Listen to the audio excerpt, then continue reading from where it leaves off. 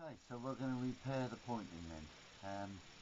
Well, first things first, we've got to chop out the other pointing. Then you see I've already done a bit, and this is how I do it. I've made myself a tool up. Now the last thing you want to do is to chop it out in that direction because it splits the bricks away, as you can see. Look at that. So we don't want to be doing that, do we? Make a mess of the whole thing. So yeah, so what I've done is I've made myself a tool up. It's an ordinary piece of bar. This is a bit of weather bar actually, it goes in a door frame, but any sort of bar you can use. I've cut it with a hacksaw, you can see the sort of angle, and then I'll grain the flat up because you don't want the rain bits on the edge of the metal. And you come down on the pointing like that. So you're chopping down, you're pushing the point.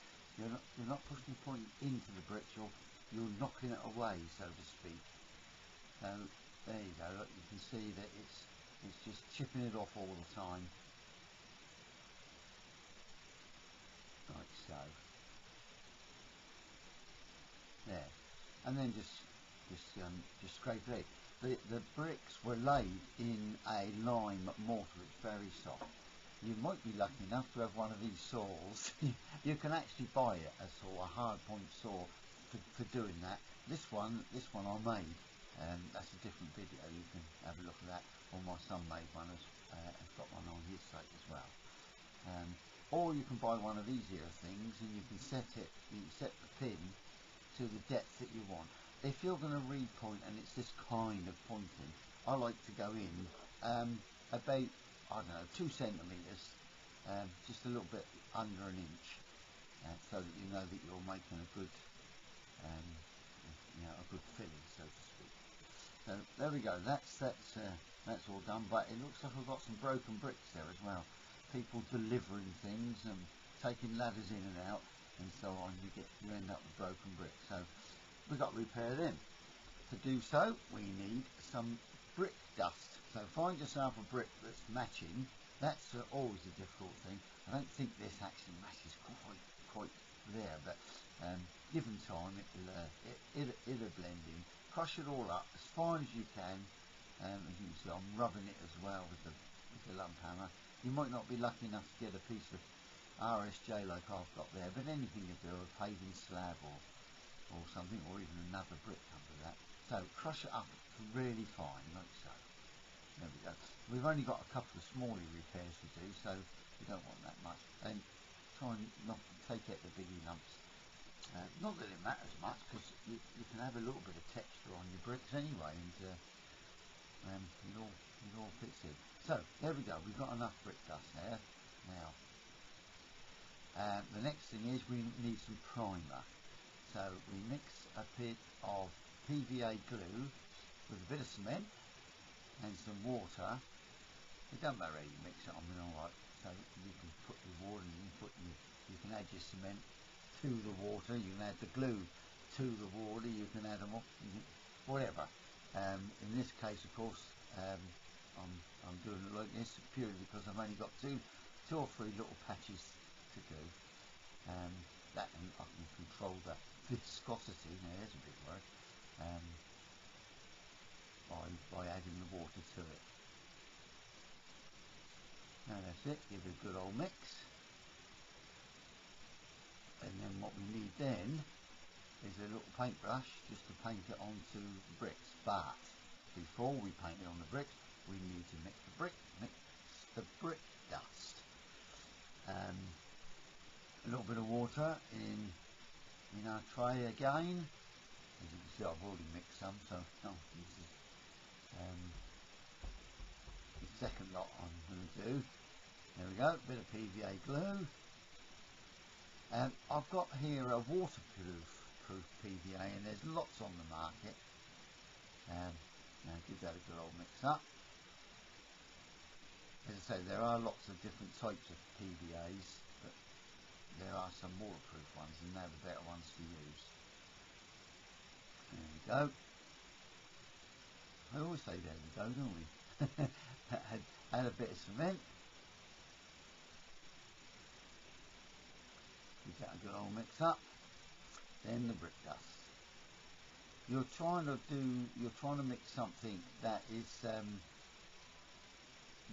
runny enough that it'll stick, but also thick enough that you can hold it onto the trowel. So you know, by adding a little, mixing it thick and then adding a bit of water to it, and you can get it up to the right sort of consistency, if you like.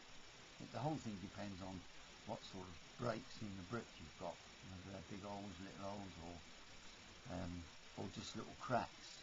Even cracks you can see that. And any crack in any brickwork gets the water in, and the water freezes up. So to prime the bricks, squirt a little bit of water, and that soaks in. And then when we paint the primer on, that'll help to go into the brick. So there we go. We just paint the little bits of bit of primer on, and whilst the primer is still wet, it's quite important that it should still be wet. You can then add your repair to it. There you go. Just gradually build it up, and then we want to get our sharp edges back, don't we? It doesn't have to be done really neat, because the bricks aren't neat, are they? The bricks have got a certain amount of texture to them, and the bricks aren't all nice and level either. So if it runs down a bit to the corner, or the corners aren't quite neat and sharp, that doesn't matter, because the bricks are quite old.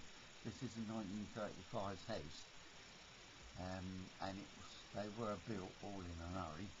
Well, when I say in a hurry, everybody was under contract to get so many built in a certain amount of time. There we go.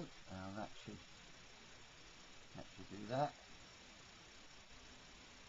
And then as that's drying, just get that little clean off, just to flush the surfaces. Then as it's drying, just give it a little brush, and that puts a little bit of texture into it. As you say, don't look like it's a perfect match, but given time, it'll all blend in. Okay, time to get on with the pointing. Right, first things first, we've got to make a mix. I'm going to make a mix of 4 of sand, 1 of ordinary lime, and 4 of sand, 1 of cement, and 2 of ordinary lime. That's not special limes at all. It's just the ordinary lime you get from the builders merchants. And I'm going to mix that up. I'm going to mix it in a bucket, depending on how much you need, how much you think you're going to get done in one go. In this case, I just want enough just to do this one small panel, so I'm going to mix it in a bucket. And the secret of it is that you mix it and you get plenty of air in it. So quick mix, some water, mix it up, and work at it. The lime itself makes the mortar plastic, so don't put too much water in to start with. Just put enough in it to get it mixed, and then once you've got it going, then you need to pump air into it, and that's what makes it plastic. And what makes it smooth. And that's why I'm mixing it like this, and I'm pumping air into it. The more air you get in it, the smoother it'll be, which means the less water that's in it, and the easier it'll be to handle when you're trying to get a long, thin bit on the trowel. That's it.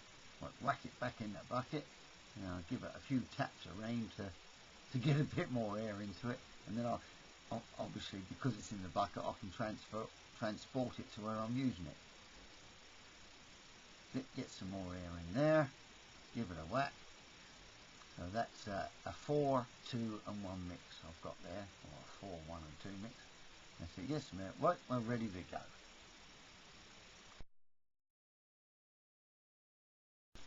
Okay, so first we're going to do the perps. You can actually buy a tool that is only as narrow as your joints, and you can use that to force it in But with a bit of practice, you'll get to be able to get the long, thin bit onto the on the trowel, and then you just cut it off just by eye, because that's all they would have done when they was building when they was doing. See the pointing upside down, to what everyone would think is pointing.